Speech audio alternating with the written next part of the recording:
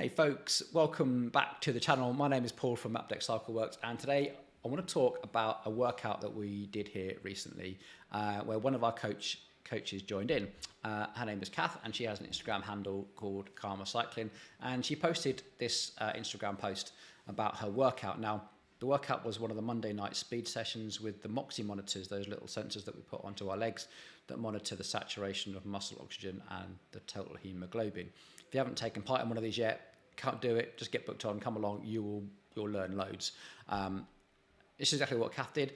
We have used the sensors a few times before with Kath, but this is the first time in one of the actual speed sessions. Now you can see from that graph that the speed session is deliberately designed to promote very, very high levels of oxygen saturation and then very low levels of desaturation. It results in a very spiky graph, and we're sort of training lactate tolerance and utilization of muscle oxygen, that sort of thing, in a high cadence and a high power situation. So speed. Right, let's take a look at Kath's data and see where we end up.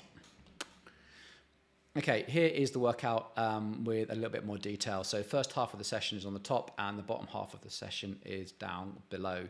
Now, the most interesting part of this is actually towards the end. So essentially the first part of the session was probably just a really, really good quality warm-up. And Kath went into that with a really, really high level of muscle oxygen. So let's just get my cursor up and talk you through what we are looking at. So top row here, this top line is her heart rate, and as you can see, heart rate responding perfectly to all these rises and falls in wattage, which is shown by these spiky blue bits. These are the 40-20, so 40 seconds on, 20 seconds off. And then we have this darker red line here, which is total hemoglobin, which you can see at the start of the interval. It takes its time to descend and then comes back quite rapidly, takes its time to descend, comes back quite rapidly. And then this bottom line, which is the Sm02, taking its time to decline, bouncing back rapidly, taking its time to decline, bouncing back. Now, the 40-20s were great, but the sort of the gist of the class and the sort of the banter in the class at the time was, you know, Kath was doing these, trying quite hard, and her stats up on the wall were showing like still really high levels of oxygen, where nearly the rest of the class were all panting and like looking at their Sm02 levels down in the teens and the tens, you know. And they were like, oh my God, Kath, you're like still got like 79% oxygen, like what the hell? And so, yeah, we sort of challenged Kath, like in this last minute of big effort, go all out. And what's the lowest you can get your Sm02? Like, what is it?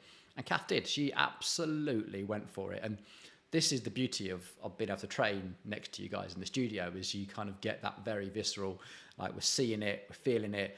We don't just have to rely on data. We can also see all your physical signs and talk to you. And there was no doubt in that room that that was Kath's absolute best effort, like done, like, which is incredible. So we can like just add that into our data collection, if you like, of being just an observer and going, yeah, that was Kath's best effort, you know. Look what she did, massive spike. We lost the connection here, sadly, a little bit, but we get the idea that we desaturated the way down to like 42. Now, again, compared to everyone else in the room, this is still sky high compared to what almost everyone else in the room was at. And then this rapid climb back up again and sitting back up at around 83, 89. It didn't take long before Kath was well into the 85s, again, with a heavily resaturated muscle oxygen. Now, we've got to always sort of think about three things with this. One, is there a supply of oxygen? Yes, Kath is definitely not starved of oxygen. She also has a great VO2. We tested VO2 a few weeks prior to this, came out at 47, which is a fantastic VO2 score for someone her age. So supply of oxygen, superb. Distribution of that oxygen, is it being supplied to the muscle? And more importantly, is the waste product, CO2, being taken away? Question that in a second. And then finally, one that's probably the most obvious is the muscle utilizing that oxygen, in which case it's probably a clear answer that no, there's an awful lot of oxygen there for the mitochondria to oxidize and turn into ATP and energy. So you can look at this Kath score as this like massive bubble of potential, because there's so much potential energy stored in her muscles. We just need to unlock it. Now, there's a couple of things here. One, yes, muscle oxidative capacity is low. That's the mitochondria, definitely training, and we'll talk about how we can do that later on.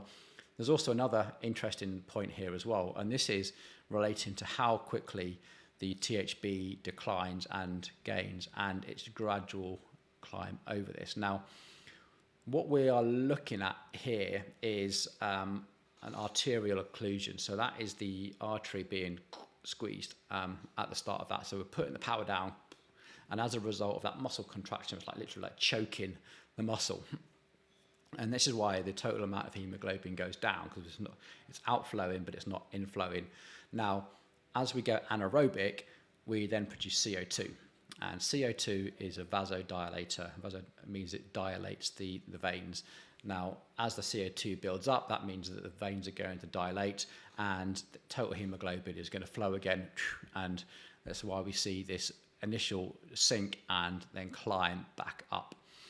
Now, we're also starting to see Sm02 decline as we're using a little bit of our muscles, but seeing that massive spike in heart rate is more to do with trying to deal with the CO2 than it is to supply oxygen. Remember, we're still in a very high oxygenated state. So her heart rate rising to help the supply and her breathing rate going up is probably more to do with the disposal of CO2 than it is to bring oxygen into the muscle.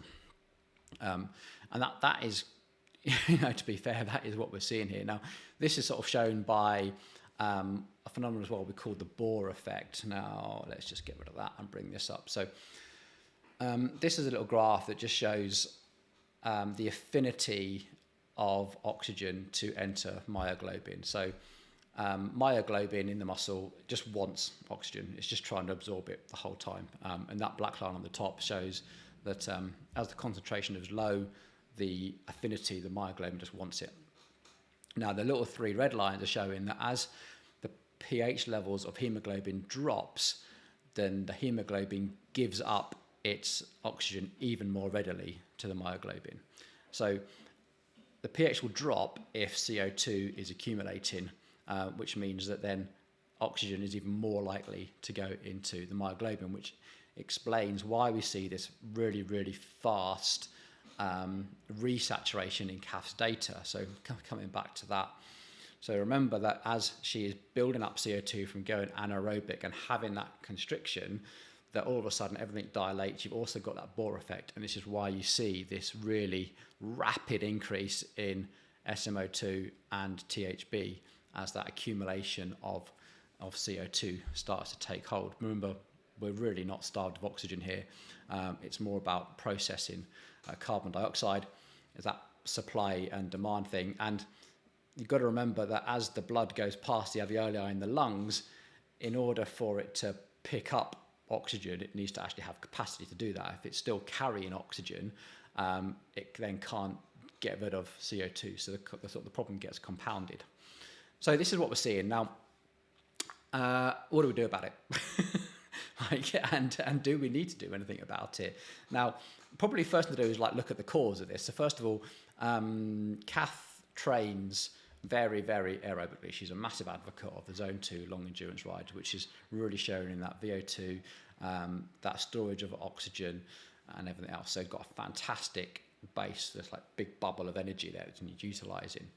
Now, what's potentially causing this build-up of CO2 as being the limiter is probably things like where we live, to be honest. We live on big hills, and it's almost impossible to avoid sort of low cadence and high resistance training on the hills. Because this is what we're seeing, that constriction of the muscle as we start doing that low, slow cadence and high resistance. And that's what's doing that build-up of CO2. And it doesn't really build strength, this, because the muscle's always starved of oxygen. It's like you're just creating CO2.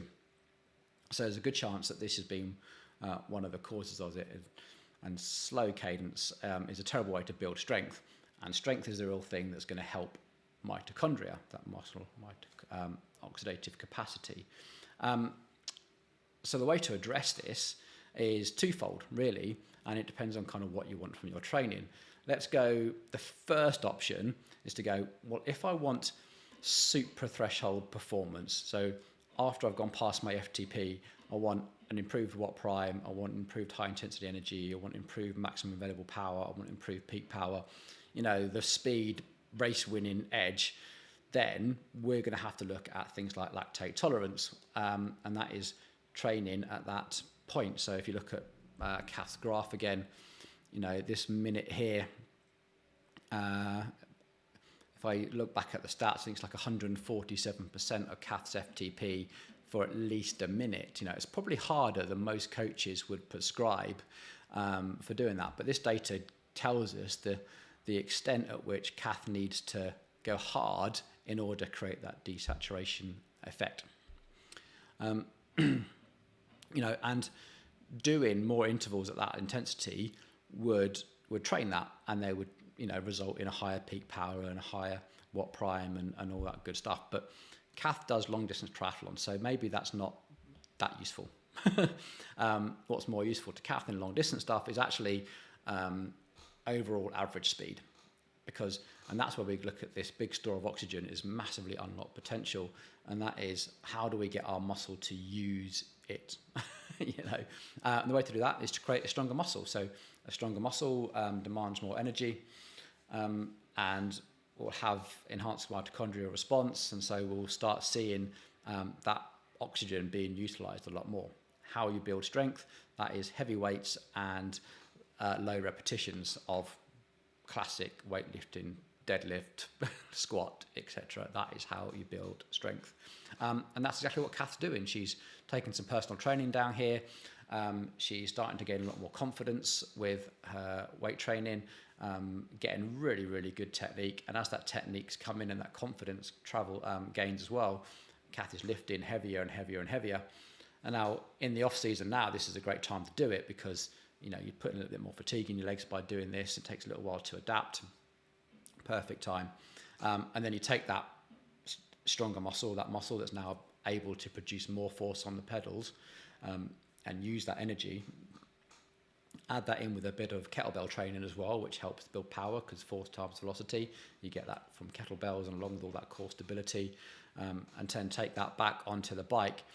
And this is where that hybrid approach comes in. So as you're getting close to race week, maybe in the sort of the 2 weeks and maybe peak week before the race, is when we start looking, okay, back at the Moxy data, how hard do our pre-race intervals need to be, and for what duration, to just put the cherry on top of your training in terms of this, and not a massive emphasis on it, but just enough to be in a really good race winning position. So taking that hybrid approach would probably be the way to go.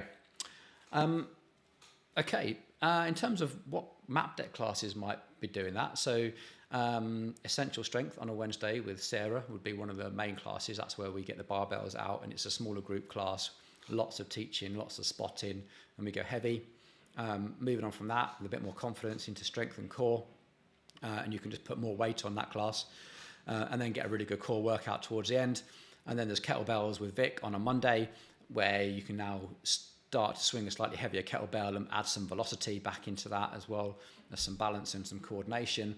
And then getting closer to a race weekend, probably 3-4 weeks out maybe, start coming to the map deck speed sessions on a Monday night, just to add that little cherry on top, get that desaturation effect going and get everything woken up. And that'll probably be a good way to do that. And then obviously you can use the Turbo Training Studio down here whenever. So hopefully that video has been kind of insightful. It's something that me and Kath talked about quite a lot. There's an awful lot of data to go through. This is a combination of, okay, one interesting session, but lots of chats and other bits of data as well. But the more you train with Moxy, the more you learn, and really just knowledge is power. And the more you know about your body, the more you know about how to use it, the more you know how to train it effectively with the time you've got. So that's what it's all about. Okay, let us know in the comments if you've got any questions. I'll be really, really keen to take them. This is what a massively interesting time in sports science it is right now. So that's it for me. I'll see you on the next one. Thanks for listening.